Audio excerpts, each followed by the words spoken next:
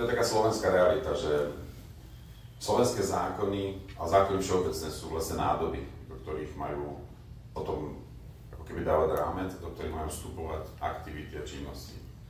My sme stavebný zákon z Rakúska porovnávali so stavebným zákonom na Slovensku, ešte s tým starým, a zistili sme, že stavebný zákon v Rakúsku má 6 strán, stavebný zákon na Slovensku má asi 280 alebo koľko.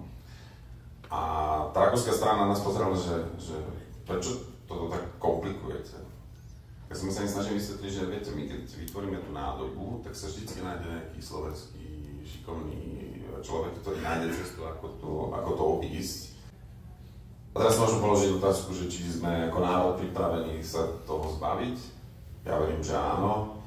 Je to komplikované, je to zbytočné, nereflektuje to na to, čo to potrebuje, na to, čo potrebujeme robiť, nedáva to dostatočnú flexibilitu v rámci tej práce, obťažuje to.